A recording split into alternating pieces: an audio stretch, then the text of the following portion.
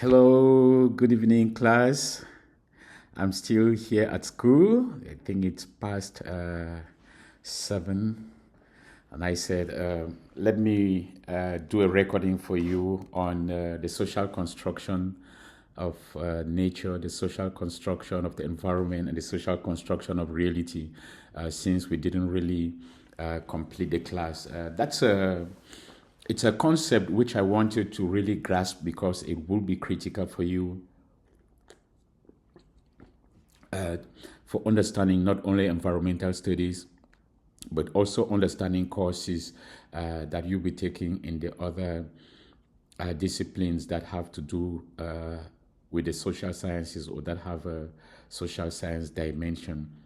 So, and the social construction of nature, the social construction of the environment, the social construction of reality, you'll find it in chapter 8 here. We're not going to present on chapter 8 because I'm going to handle that. You find it in chapter 8 here. You also find some of it on the first 5 pages here, where the authors talk about parks. They talk about parks and preserves. A preservation is an area that is out of bounds for humans. Parks deal with mostly conservation. So you have parks that are conservancies where people can visit, and you also have parks that are out of bounds for humans.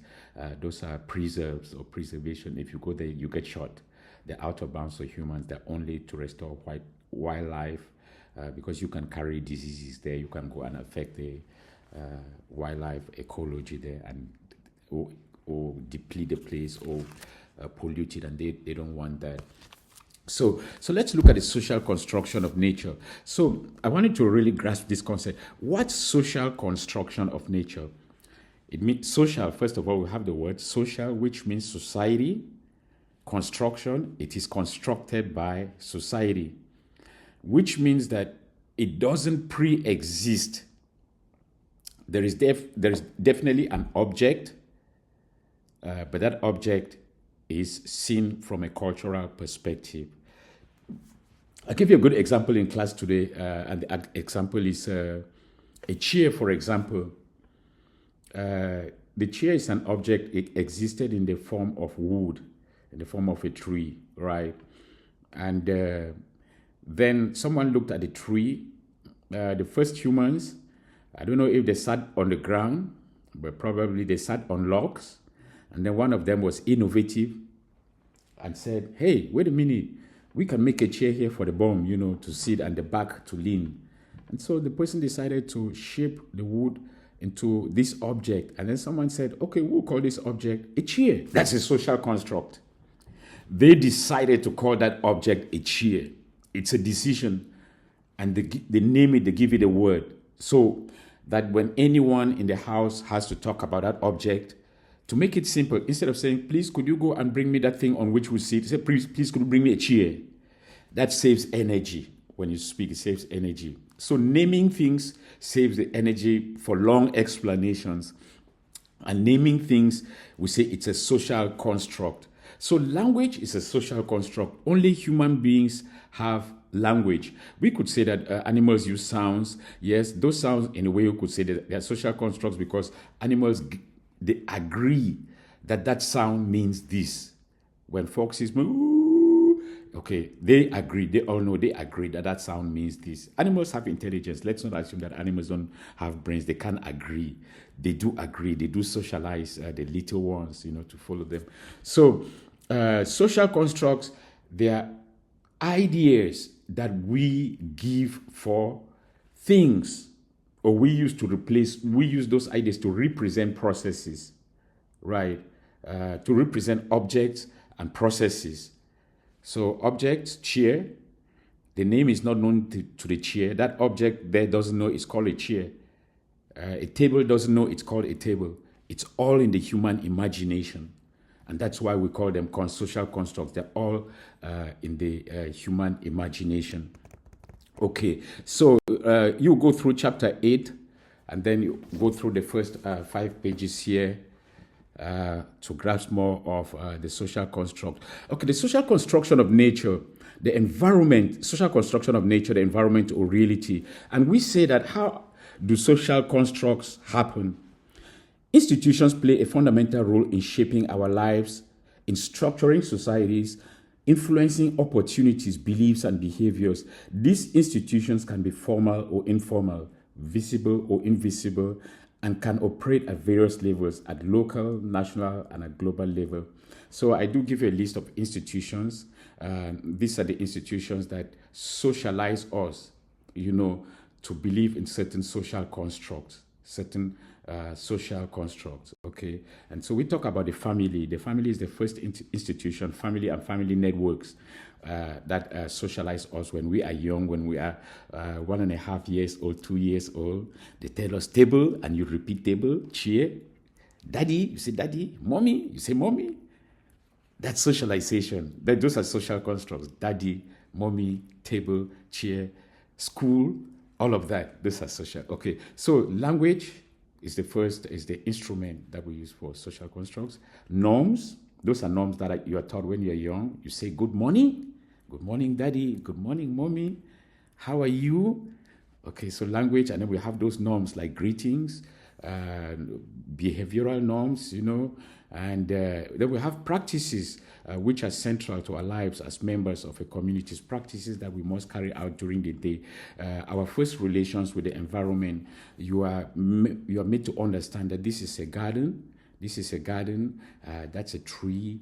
You learn how to relate to the environment. You start learning those first relations and discoveries. When you discover something, they name it for you and they tell you what it is for, okay?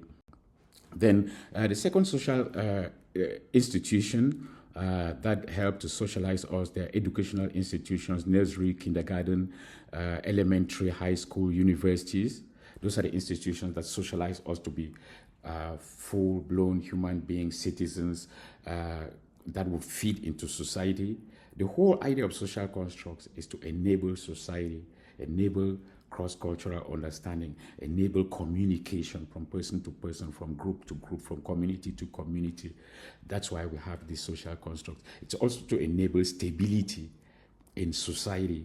So we have like gender constructs, we have various different kinds of constructs which we'll look here. We have religious and spiritual institutions that shape our moral values, our social norms, our cultural traditions, our churches, our mosques, our temples, our synagogues. And when you look at these moral values, social values, norms, there are universal ones, and there are also ones that are not universal. Some of these holy places, a woman can enter some of them, and some women won't enter, until they are initiated. Even in churches, there are parts of the church that are sacred. Nobody goes there except like the priest or the mass servant, and they have to be blessed to go there, like touch the sacrament. So those are all norms, values. They are norms that have particular values and meanings. And there are also traditions, Okay, another institution that socializes us, a very powerful institution for socialization, is the media, particularly today. Maybe 10, 15 years ago, the media was not very strong with youth. But now, with the digital and social media, it's very, very powerful in socialization. We're going to watch a clip. Watch a clip when we get to talk about standpoint theory, about a girl and the dad, and she talks about how the media shaped her spiritual values, which are in stark contrast with the dad's spiritual values, because the dad grew up in the 50s and 60s, and so she's always having conflict over him, and she just decided to move away from home in order. But yeah, I think the dad took part in the video, and she also took a part in the video, and that was to actually show the idea of social constructs, different periods, different standpoints. And it's also, the film also talked a lot about sexual reproduction, Okay, so we'll get to that. I think it's in gender, it's the chapter on gender, feminism and environment, chapter 9. We'll be presenting that, I think, after Monday. That should be Friday. The presenters of that chapter, they should discuss with me gender, feminism, and environment. Make sure that you come. We have office hour. We sit down for 2 hours and discuss it, because it's a very, very complex. It's a very, very complex chapter. I think it's the most complex in this book. It's really dense, complex, and there's a lot of theories in there. And we probably need to spend one extra class just unpacking those theories in there, because you need to use them. So media and communication institutions, they're very powerful institutions in socialization, and also in the social creation of social constructs, or reinforcing particular social constructs. And very often these social constructs might be conflicting. Just think of the social constructs around climate change. You know, the conflicts coming up. It's because of social constructs. It's because of the idea of social constructs why we have those conflicts. Of course, there is science, but science also has issues. You know, science also has issues. We have mainstream science, we have alternative forms of science, and so there's a conflict. There's no agreement. There's the agreement on these issues is not like complete. If there was complete agreement across society on issues, there will be no conflict. But disagreement arises because of different social constructs and differing values, and we have differing environmental values, different social constructs, and we are going to look at those environmental values. So educational, familial institutions, educational institutions, religious and spiritual institutions, media and communication institutions. I think those are the main ones when the environment is concerned. We also have political institutions. Thus, we talk about government, we talk about judicial system, the courts. We talk about law enforcement. We did mention law enforcement in class today about driving, drunk driving, DUI. You know, those are laws that are passed to create a stable society where everyone would be safe. So we have those social constructs which are meant to stabilize society, to make society safe, to make society productive. And so when you go against some of those social constructs, you create instability. So sanctions follow, and that's the responsibility of law and enforcement agency to make sure that those social constructions, those laws are followed. Environmental institutions are very important, and how they socialize us. We go out to parks, you know, so we get information, we get knowledge, information, and we learn how to live with wildlife, you know, we learn how to live with parks, we learn how to understand nature. And then you have the Environmental Protection Agency, which we discuss, and Rachel Carson struggles with that, with directly responsible for the setting up of the Clean Water Act, the Clean Air Act, the Environmental Protection Agency, and other acts and agencies which we will examine. We also have societies like the Audubon Society and different wildlife societies. Actually, many of them, there's a long list of that. All of those institutions, all of those are part of environmental institutions that are there to socialize us, you know. So this is one thing I was discussing with you the other time. I was discussing with another class about smart technology. It goes off almost every 10 minutes. So I have to wake up, go and have it come on, put it on. Please, can you come on? I'm doing a video. There's no way. Okay, thank you. These are some of the problems with smart technology. I can't control it, so I have to wake up, go, pass around. Okay, so we have environmental institutions. After environmental institutions, we have legal, human rights, animal rights institutions to protect individual freedoms, and individual freedoms, also animal freedoms. You know, we have animal rights, advocate for justice, human justice for human beings, justice for wildlife, justice for animal, justice for birds, justice for the ecosystem. So we talk about justice for the ecosystem as well. Advocate and shape laws and policies. So we have human and animal rights organizations, courts, tribunals, etc. This is also very important. We also have economic institutions that regulate economic activities, wealth distribution, economic activities, economic production, wealth distribution, and labor relations, and also fairness to make sure these economic activities are fair, right? I think So we have corporations and businesses, labor unions, workers' rights organizations, banks, financial. We learn from all this, like we learn from the stores when we go shopping as kids. We start learning about money. We start learning exchange processes. We start learning the need to work hard. So we start learning about the economy, and the economy is very important for protecting the environment. It's also important because our resources come from the environment. So we can't keep the economy out. We can't keep the economic out. We can't keep the society out. So economic institutions are very important. Economic institutions could be used to regulate the environment. We talk about climate change, carbon trading. Carbon trading is to be able to regulate the environment. So they use carbon trading to regulate the environment. They could use pricing. Organic products are more expensive. But then in that case, I don't know whether it really works in favor of protecting the environment when the prices for organic foodstuff is more expensive. But if they make it cheaper, but the thing is that foodstuff is harder to grow. That's why it's expensive. But if it could be made cheaper than inorganic food, then the inorganic food would disappear, right? Most people will go for the organic food, so they could use the market to regulate it. We also have health and medical institutions that determine healthcare access, public health policies, and medical ethics. Well, I can't relate this straight to the environment, but I do know that we also care about animal health, environmental health, all those impacts get back to health institutions. Impacts like we talk like COVID, we talk like COVID, environmental, if we talk about disasters that occur, so we have all these health crises and all of that, and that impacts on we have institutions that have to regulate that, have institutions that have to regulate that and regulate environmental crisis, regulate change processes.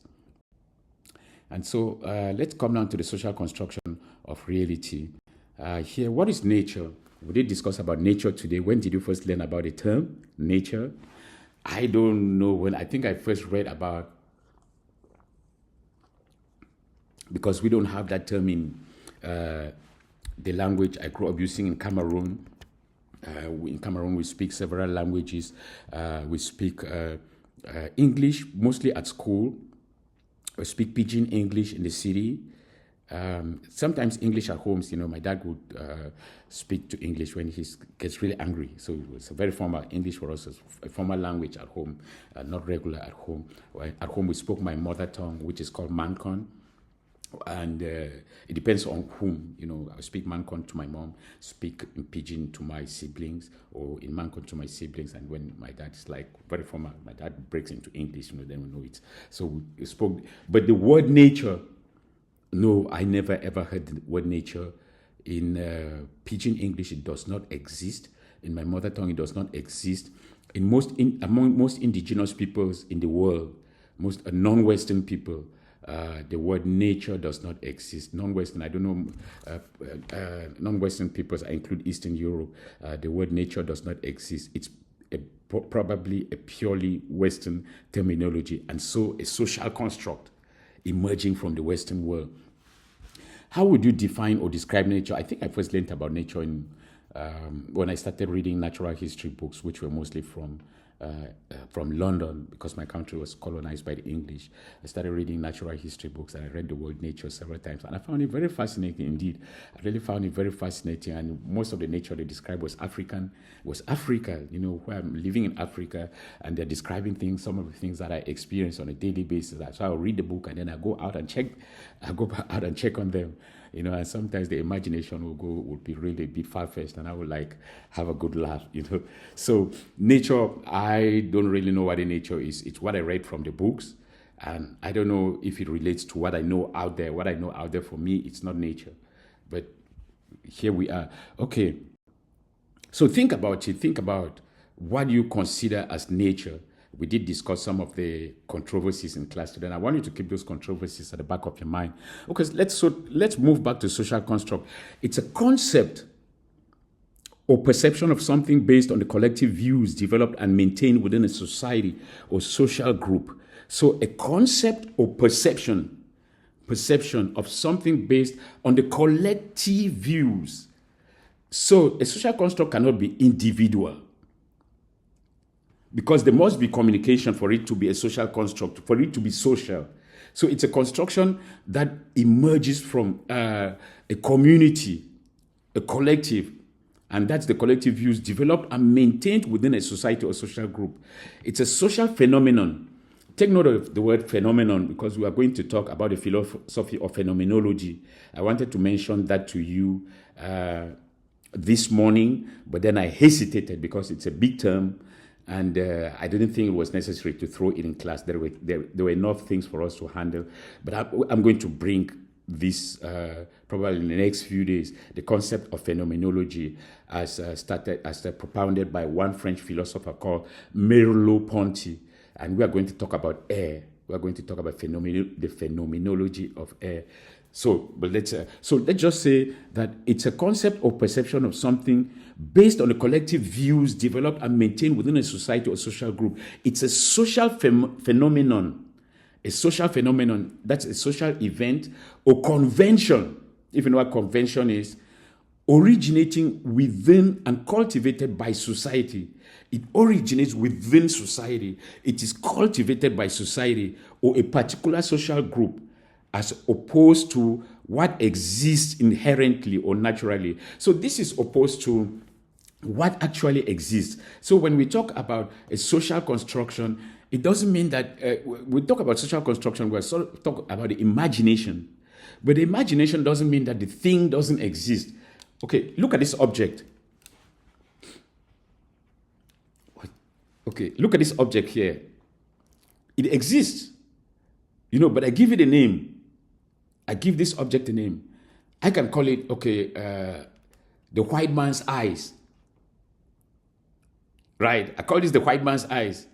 And this is what we call it in my language, in Cameroon. We call it Umugmakara, eyes, Makara, of the people, of the wanderers. Because in my village, white people are seen as wanderers, and much of Africa and the developed world, they were known as wanderers because they came around drifting, colonizing. So they called them wanderers. So they always wore these glasses. So when they came, we said, oh, those are the eyes of the white man. And so the name in my village of eyeglasses is Mugumakara, which means the white man's eyes. That's a social construct. That's a social construct. It's how my society conceives this object. They conceive it as the white man's eyes because they knew it first through the white man. The white man came with it, and they say, oh, what's that he's wearing? And some guy says, it's the eyes of the white man. And that's it. The name took place. My social group, my community, they just adopted it. And so if you go into the dictionary, the Mancon dictionary, where I come from Mancon, and you check eyeglasses, the translation will be the white man's Mugumakara, which if you translate it means the eyes of the white man. So that's a social construct, right? I'll give you another social construct. When whites came to Africa, when Europeans came to Africa, sorry for the term white, I prefer European. I don't like dealing with this, that use colors, those colors, they're very, very deceptive. They're very, very deceptive when you use like color terminology. Another, colors are also social constructs because when you say white and then you look at a European, it's not white. It's not white. There's no white person. There's no really white person on earth, right?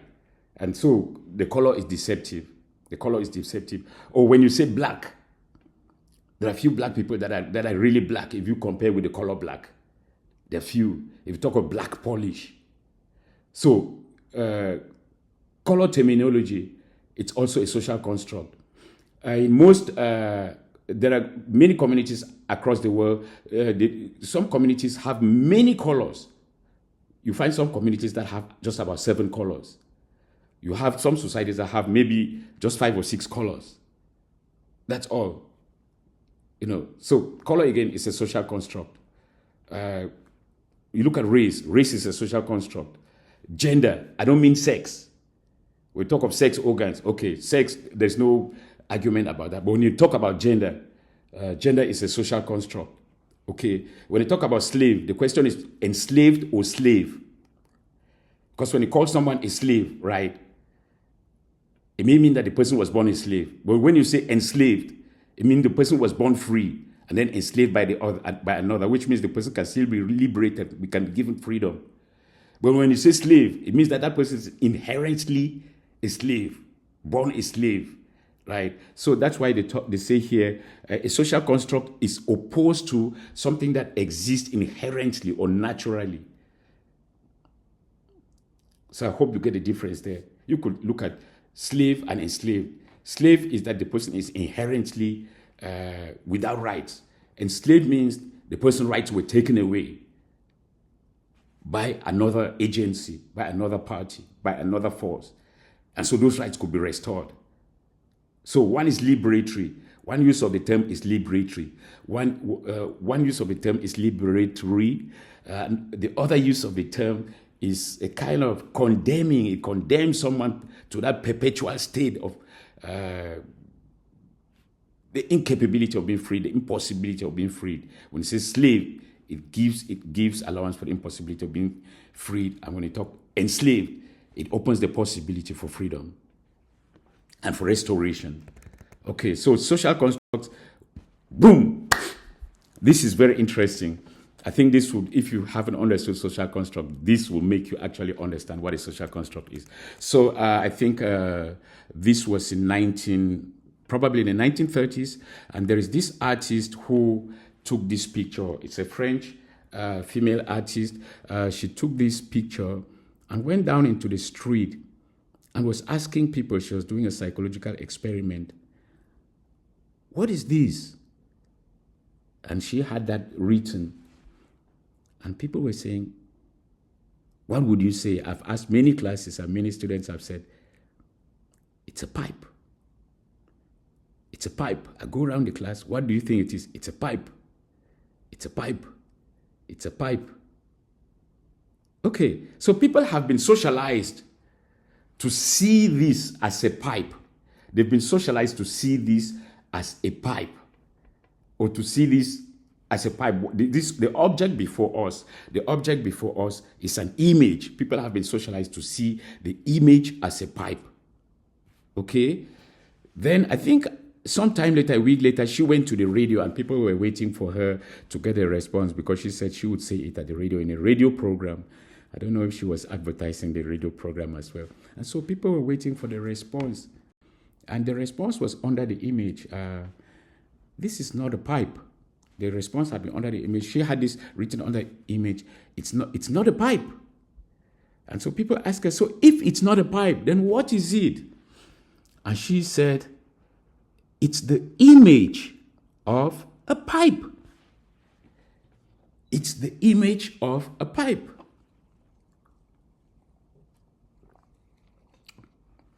And this shows the problem of social construction, of social constructs. Sometimes we confuse the image for the thing. We confuse the image for the thing itself, right? And that is used as evidence, sometimes in court. But nowadays, we have a problem because AI is producing exact replica images of people and processes. And so when they show you an image now, who is this? Well, I don't know. It leads to real complications. You know, social constructs lead to real complications. So this is the image of a pipe. It's not a pipe. It's the image of a pipe. We don't know where the pipe is. Maybe it's old, maybe it's broken, maybe it's shattered, maybe it's dead. You know, but what we are left with is the image on paper and now in digital media. Yeah, excuse me, let me play my trick again. Okay, so brought the light back. Okay, so social constructs. Then we come here. I would like you to watch this clip here. The first clip. It's how this is. Here we have a group of American children tasting foreign snacks, and you are going to see how taste is socialized. You have to see how taste is socialized because people, we are socialized as kids by different tastes. I don't know, some cultures, people might be socialized to like sugar, so that their taste buds are amenable to sugar is very much amenable to their taste buds. Sweet and sugary stuff. Some it might be sour stuff. Some it might be acidic.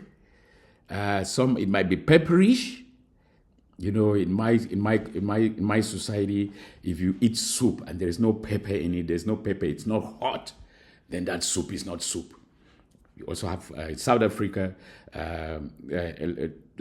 Traditionally in South Africa, people don't like a lot of spice food. They like their food bland, without spices.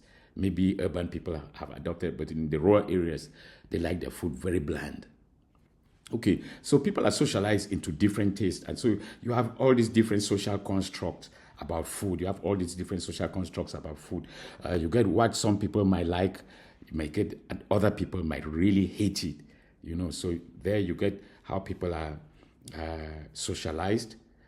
Their taste buds are socialized. Their vision, their senses of smell.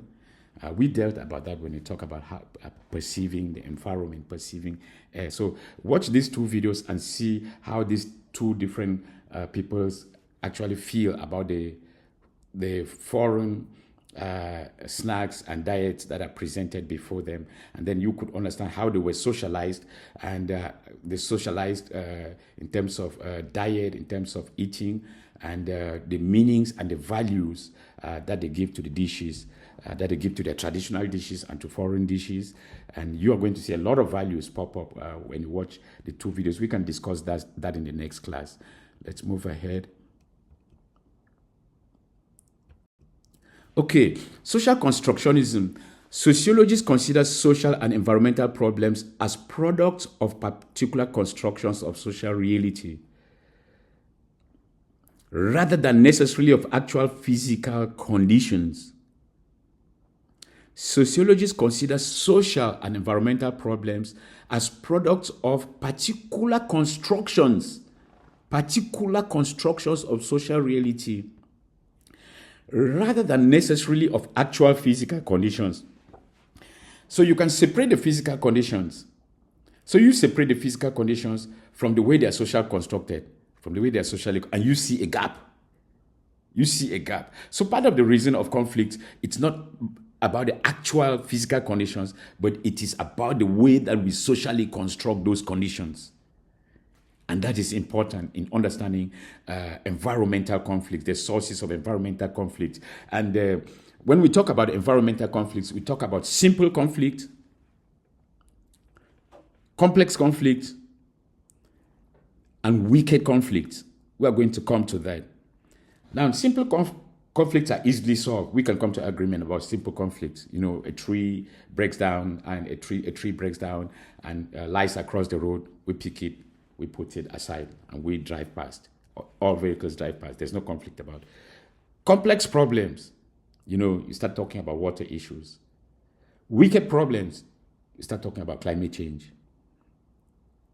You have different actors. You may have, the more actors you get, the larger the problems in terms of scale. Once you start crossing boundaries from a little community, you know, to a state, to a region, to a country, to another country, then we start having from complex to wicked problems. And wicked problems are problems sometimes that we can't define. We can't agree what's the solution. We can't even define. We're finding it difficult to define the problem. It's an Australian Aboriginal term for a problem that is beyond complex. They call it's a wicked problem. We do have problems in the world that we know, we can describe them as wicked problems. Problems that have gone on for long, for generations, for decades, generations, centuries. And solutions are almost impossible. When it comes to the environment, we call them wicked problems. They're problems that resist solution, problems that are changing, they keep changing, you know, problems where each solution has a tendency to complicate it rather than reduce its complexity. And those are problems that we can only reduce the complexity of such problems. We cannot completely eradicate the root causes or the effects. And so we talk about climate change. Climate change is one of such problems. So So we'll come to that extent. So we have those two things in play. We have those social constructs in play, and we have the real actual problem itself. And then if you ask, but what's the role of science? We also find out that science is not like pure. It has its own inherent, has its own problems. Science is funded, and so sometimes we talk about the responsibilities of scientists. Social construct. Let's look at this. We did discuss this in class today. This is, we look at the cow on the left. It's an object, sorry to calling it an object of beauty, sanctity, reverence. And on the right, see, economy. So on the left, talk about religion, society. And on the right, we're talking about economy. It's an object, meant for food. And so you look at the two conditions. Look at the two conditions. The other one with the landscape. Look at the water behind. Look at the hooves. Look at the painted. It's painted. All the design. It looks healthy. It looks really in place. It's a part of the environment. And we look at the one on the right. They're cornered. They're pent. They're boxed. They're hemmed in. They're kind of like very, very timid. And we know their fate. Those are two different social constructions. It's not about which society is right and which society is wrong. I told you in class that that's not the issue. The issue is that these social constructs come from different values, different value systems, probably different dietary systems, different dietary traditions. In the West, it's normal to eat beef. Most of us eat beef. If we don't get our barbecue, we'll go crazy. In India, it's different. Beef, not so much. I don't think they have a lot of beef in their diet. It's not part of the tradition. Though I don't mean that in the urban areas it's not possible to eat. Some do, And so you also look at social constructs. If you look at Muslims in India and Hindus in India, they do have conflicts over these issues because the Muslims, the Hindus see the cow as sacred, and the Muslims might have to eat the cows, take them to the market during the feast days, festive times, take them to the market for slaughter so that they have beef. And the Hindus have conflicts with that, and it's led to violence. In some of the villages in India, it's led to violence, actual violence. I was surprised when I read of it several times. I started probing it because you really get social constructs, different value systems over the same object, if I put it object in quotes. And so how to resolve that, we are going to look into how to resolve that and to create sustainable living relations between. So here, social constructs, two different social constructs again, that might sometimes be conflicting, because when you put these two societies together, then conflict might arise. If like someone from India who tends to see cows like sacred, goes to a cow farm, might not live with very positive impressions, particularly if the cow farm is not like standard. Person might not leave that farm with particular impressions, with positive impressions. Okay, so we talk of social construction of nature here. Flat Earth science, I don't know if you heard of that. Until several years ago, maybe 10, some people still believe that the Earth was flat. That the Earth was flat. They still strongly believe that the Earth was flat and not round. And there was a lot of, quite a handful of books came out, and the media, they ran quite many programs on that, and everyone was laughing. And but the people that believed that it was flat, they probably had very strong opinions. Different value systems, maybe different religions, different value systems. And sometimes religion is very, very slow to change. They're very slow to adapt to changing realities, even when science shows that this is it. Religious positions might, and sometimes religion might be right. I don't know, So we have members all over the world. We go global. Okay, Flat Earth Society. Okay, so for them, for the Flat Earth Society, when they have numbers, it means they have reason. So anyway, that's also kind of another logical thinking. If they have numbers, it means they have reason. You bring science, no. Science, they see science just like another form of reasoning, perhaps. So there we've got conflicts there. Okay, so let's look at Copernicus formulated a fully predicted model of the universe in which the Earth is just another planet orbiting around the sun. But now the church believed at the time Copernicus lived, that's in the 16th century, that it was the sun that went around the Earth, that the sun rotated around the Earth. And Copernicus came and he said, it is the Earth. So the church said, no, this guy is a heretic. We'll kill him. We'll kill him. He's trying to disprove what the church has believed in, so he's challenging the Pope, he's challenging the kings, that. Copernicus had to, I don't know, I have to check on it. I don't know, I think he was killed or something of the sort. Check on that again. I have to verify. So we have two social constructs there. One, religious, that believe that the sun went around the earth and that the earth was primordial, and science showing that it is the earth that went around the sun. And religion says that's not possible, and in order for the religion not to lose all its Christians, the person that said it, the scientist that said it, had to go. So it's a heretic. So you look again at social constructs. Social constructs have consequences, and that's what we said in class. Okay, but it's real and quantifiable. How can nature be a social construct? So if nature is a social construct and it's real, it's touchable, it's quantifiable, how can it be a social construct? How can it be a thing of the imagination? There we have two things that we already mentioned. Social constructionists do not claim that physical or material reality doesn't exist or is fake. However, they do not... okay, so I can't go back on that slide. Okay, social constructionists do not believe that reality doesn't exist. It does exist, but it's the interpretation of reality. That's where the social construction, those are where the issues of social construction come in.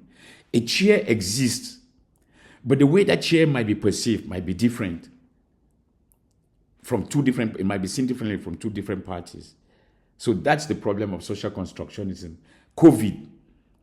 How was COVID seen? You talk about HIV and AIDS. How was it seen? It was seen differently by different societies, or at least not every society agreed on what HIV was or COVID. Some societies disagreed on COVID. Remember, the responses in the US was different. When we talked about shutting down places, some people said, no, they should open them up. So we didn't have the same... it doesn't mean that COVID didn't exist. It existed, but it's the interpretation. And it's in this interpretation where we talk of social constructions. Okay, so there is a difference between sex and gender. Sex is biological, while gender is psychological. And so gender is the social construct. We have social constructs over gender. And gender is not like uniformly agreed upon across the world. No, many cultures, quite a good number of cultures that have different views of gender, what is masculine and what is feminine. So probably in the West, we may have fixed gender categories like masculine, feminine, but in some societies, we have in-between groups. We have in-between groups in terms of gender. I had an uncle who was very, very effeminate, and but he became a healer. You find many healers across the world that are men, but they have mostly, they are considered as women. They have effeminate characteristics. They are not seen as men at all. They are not seen as men. They have intermediate genders. So we are going to discuss more about that. It exists in India and also Latin America, very much in India and Latin America, and also in parts of Africa. You look at slavery, the industry and beliefs that started or sustained slavery and segregation were based on social constructs and the imagination. So if you look at the industry and the beliefs that sustained slavery and segregation, they were based on social constructs of the imagination. Let me do my trick and put the lights on again. So here we are talking about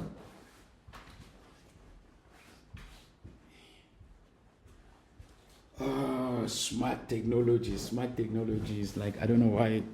Okay, so we look at slavery, look at why were Africans enslaved in the first place. There were certain things that drove Western Europeans from Iberia, the Iberian Peninsula, that's Spain and Portugal, are also mainland Europe and England. There were certain ideas that drove them to go in, mostly to go in for Africans, and those were social constructs. And part of these social constructs were religion.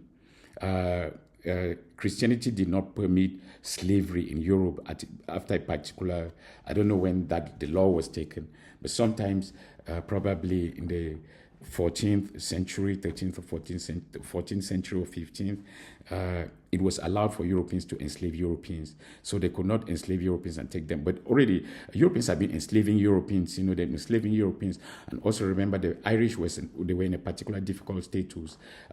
Eastern Europeans, called Slavs, they've been enslaved, So, but I think when Christianity became predominant in Europe, they stopped the enslavement of Christians, so long as they were Christians. So Western Europeans now have to turn, when they came to Africa, they used religion as one of the reasons to enslave them. So religion, so not being Christian, they were seen as subhuman. And being subhuman means they could be enslaved. Okay, so you look at, those are social constructs, because nowadays, we don't value people on the basis of religion. We don't value people on the basis of religion. And we've rejected race, because race was also a social construct. They also advanced race later on in the 18th and 19th century as a reason for plantation slavery in the US and for enslavement. So religion came, and then race came. Race also followed. So those two have been both rejected. They're seen as social constructs today. So social construction of nature. Conservation movement to preserve nature is often based on the social construction of nature as a place without humans or human activities. Outcomes: eviction of communities from their lands, enclosures, and wildlife fencing. So here we look at the production of parks. How have parks been created across the world? How were parks created across the world? And if we start from the US, we look at the creation of the parks in the US. When settlers came to the US, they saw most of the land as terra nullius, which means that they saw the land as unoccupied. And they saw the land as virgin, and they saw the land as God-given. So they occupied the land, they saw it, and the parks were created on this basis. But if you look in reality, they were not that empty. And part of it, most of the people that were on that land, they were also driven off. And it's the same thing that occurred in Africa. In Africa, most of the parks, there were people living in the parks. They were driven away to make space for parks reserved just for wildlife, for the middle class. First for preservation, because there was a lot of hunting. The creation of the parks was preceded by hunting, where they exterminated vast herds of wildlife.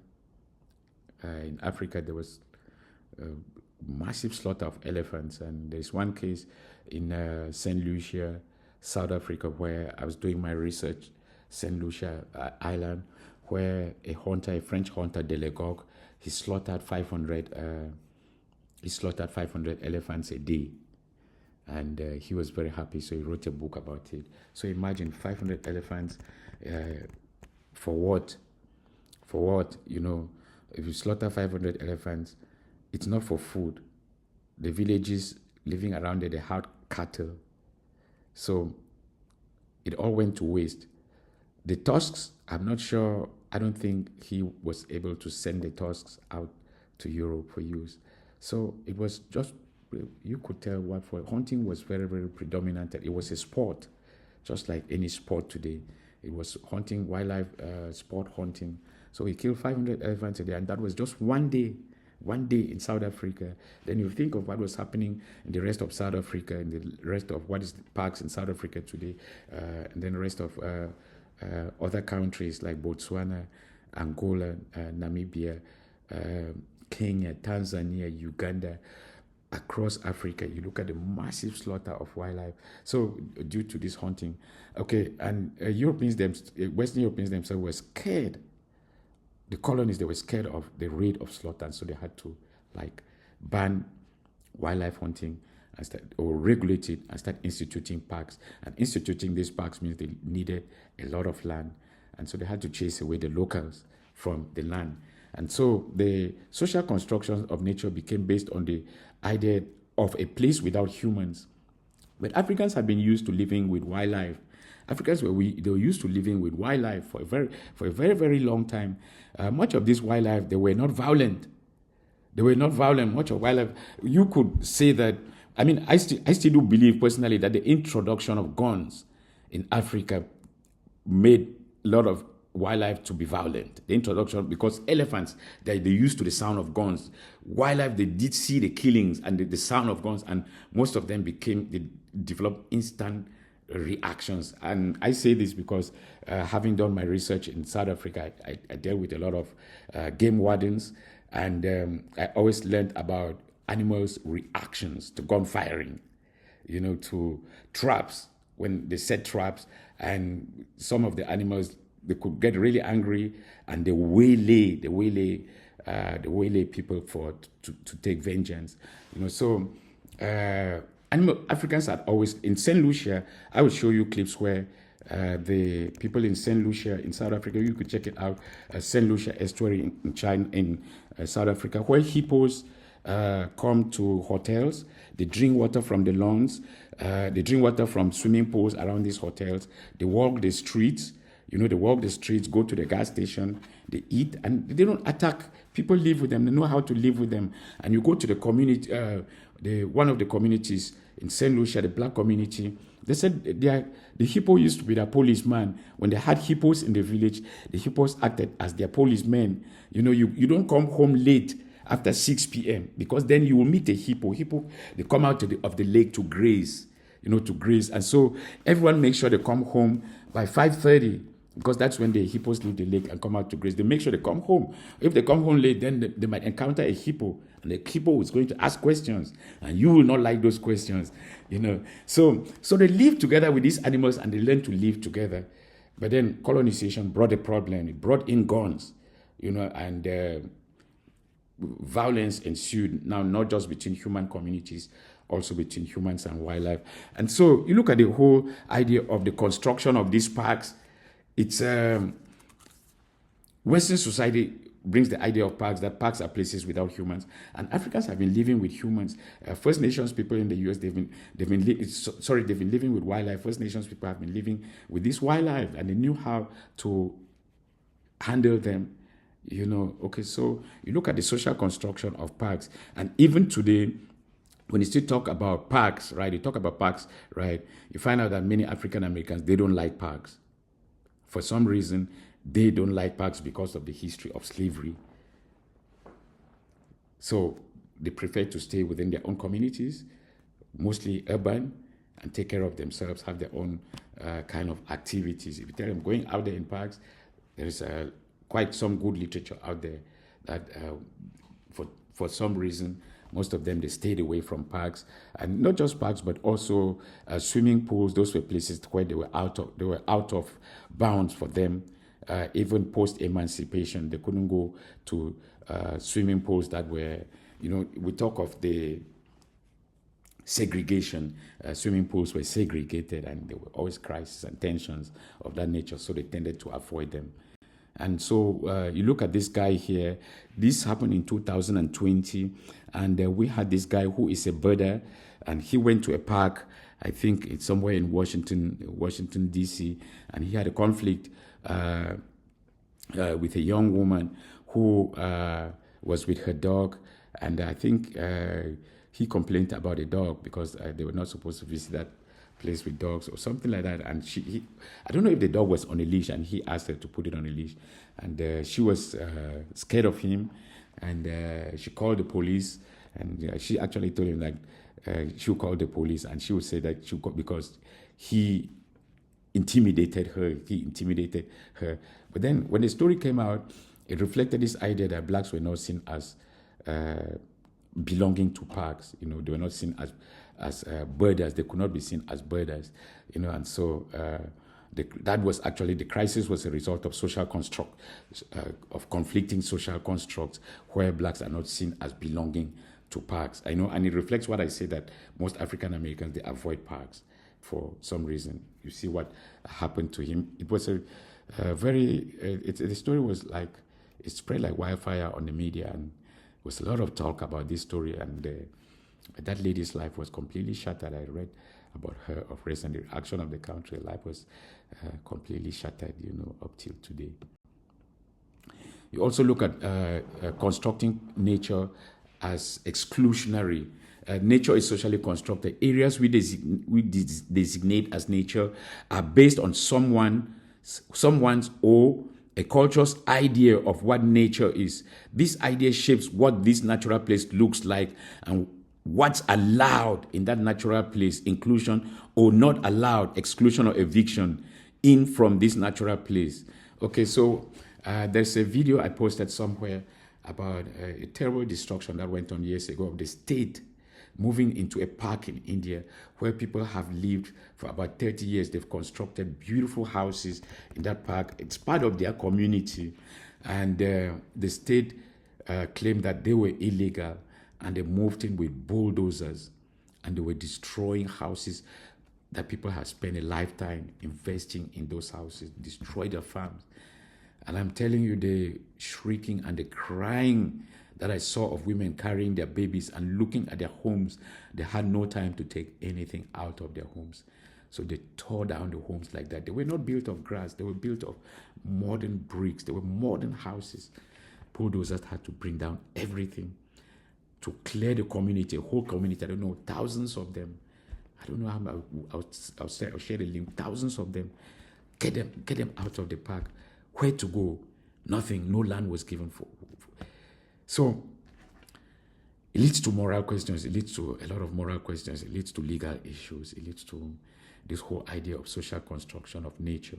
And so that park, whom was that park for? Who was the park for? So tourists, who's creating the park? Middle class. Then you have another class has to pay for it. Other communities, they have to pay for it. So you see this idea of conflicting social constructs of nature. These people in the park, they're able to live with the wildlife in the park. But that's not enough for the state.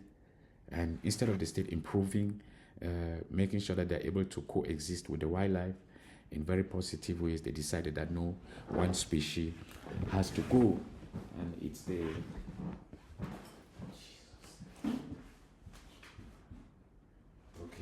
So I'm almost done. I'm almost there.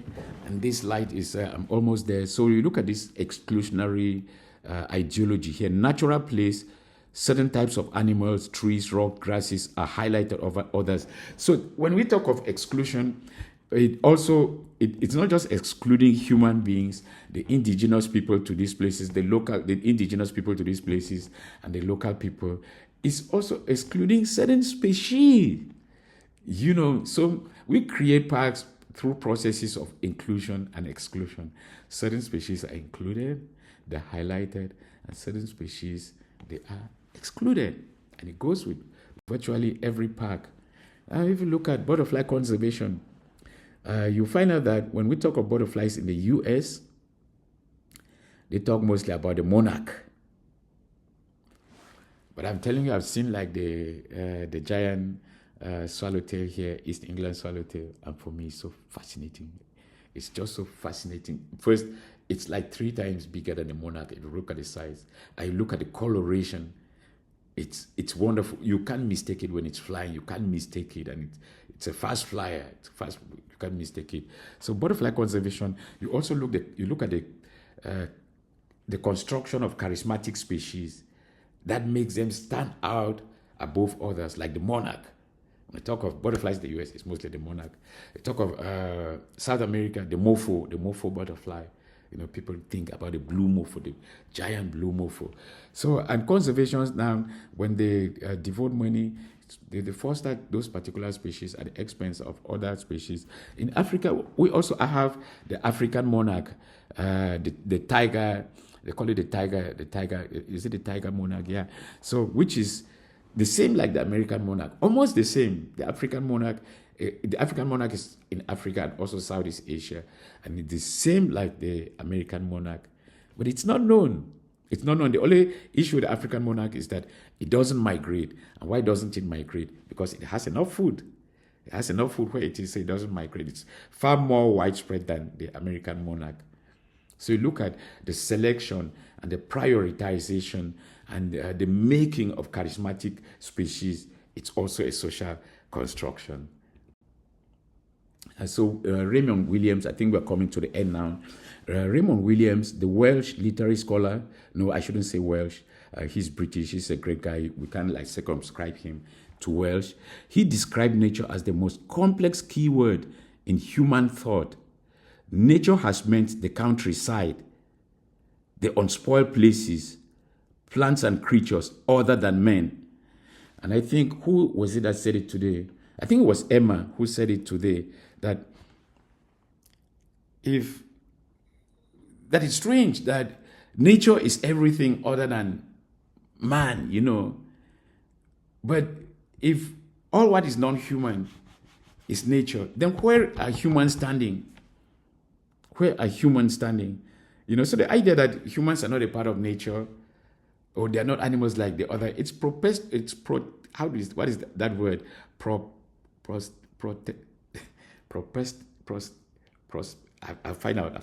I've forgotten the pronunciation. Okay, the use is especially current in contrast between town and country. When we use nature, we see the country as nature, as primitive, as pristine, as underdeveloped, and as not man-made. And then we see the town as the perfect man-made, the apotheosis of civilization, as opposed to the uncivilized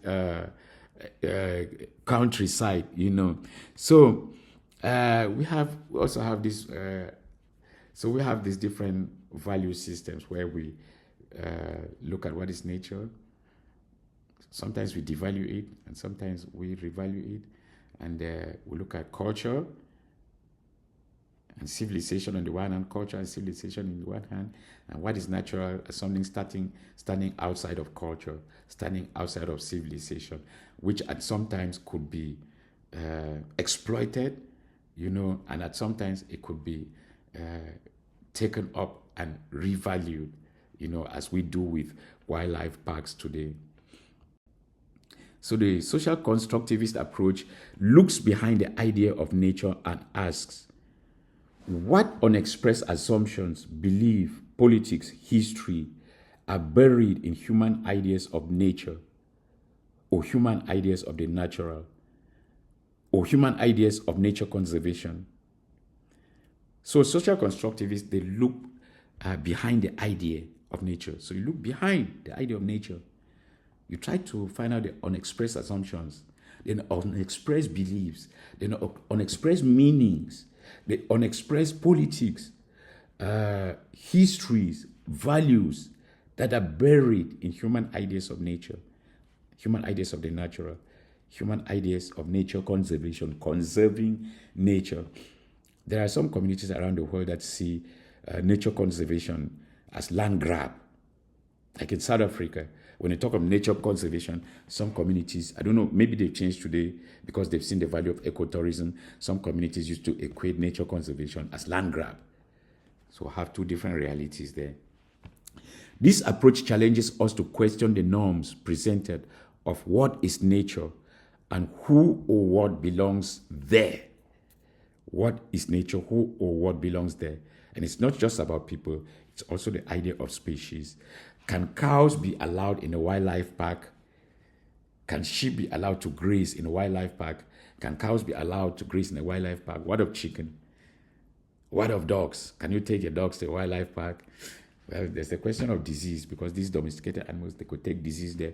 And so read about that in the first, when we talk of Isle Royale on page Environment and Society, we talk about the preservation of Isle Royale. It's page 4 or 5, the rewilding of Isle Royale. And you see how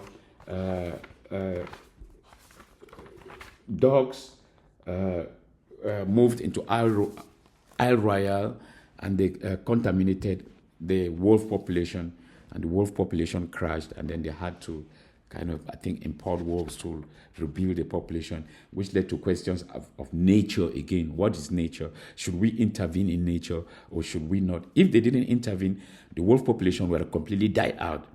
And so when they intervene, is it making it less natural? So those are the conflicts. Page 1 to 5, it raises those interesting questions. So look at page 1 to 5 here. And I think two of the case studies in our final project, one is Isle Royale in Canada. I think actually two parks in Canada, and the other one about the Sand Hills of Nebraska. There are Sand Hills of Nebraska, relations between the agriculturalists and the Sand Hills and these sandbanks. You look at the sandbanks used to be natural, but now they are no longer natural. And eventually the people have to be modifying the sandbanks and through agriculture. And is it the Sand Hill cranes? Yes, the Sand Hill cranes have to feed on the grain from the fields. And so you have kind of the whole idea, the whole boundaries between nature and culture collapses. So maybe we talk of hybrid landscapes. In that sense, we talk of a hybrid landscape and no longer a natural landscape. It's a hybrid landscape created by humans, co-created by humans. And so the idea of co-creation and the co-production of landscapes becomes important, but that will be for a future class. So go through this chapter here, the social construction of nature. This idea of parks comes up very, very strong in the social construction of nature. The idea of co-production of landscapes, it also comes up. And social construction, it's actually about social construction. It's very, very powerfully discussed here. And we look at discourses, how discourses come about, discourses of social construction. We look at the limitations of social construction, the role of science in demystifying social constructions, social constructs, how science can come in, to tell us about social constructs. But the whole idea is that science itself has been problematized, like in terms of climate change. And we talk about funding, who funds the scientists. And so sometimes issues crop up with results, conflicting results from scientists, even those that might be pro climate change mitigation. They might also, so we look at the social construction of science itself, and I think it implicates you like students in STEM fields to understand this whole idea of social construction of reality and how it implicates science and the role of science. And there's the idea today of good science and bad science. So read these two chapters, the introduction and social construction of nature. We'll be discussing this topic. It will be ongoing. We'll be discussing it as we go through the different chapters that you'll be presenting. And if there are any further ideas, I'm going to let you know. I'll just stop now. It's been long. I'll stop now and send it to you. You could get that my voice is already croaking. So let me see. How do I stop this? I do